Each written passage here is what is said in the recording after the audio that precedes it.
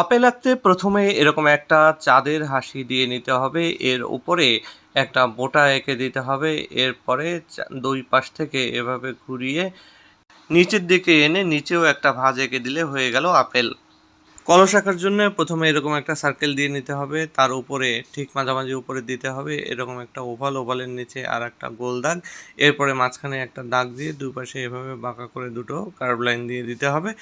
এরপরে এর আউটলাইনটা দিয়ে দিতে হবে সাইন পেন দিয়ে, এবং দুই পাশে এরকম ঘুরিয়ে যখন লাইনটা পারফেক্ট করে দিবেন হয়ে যাবে কলস। এরপরে কিছু নকশা করে দিতে পারেন এভাবে দাগ দিয়ে।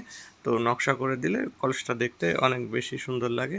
নিচের দিকটায় আমি কিছু নকশা করে দিয়েছি, তোমরা তোমাদের মতো করে সুন্দর করে নকশা করে দিয়ে ইরেজ করে দেবে।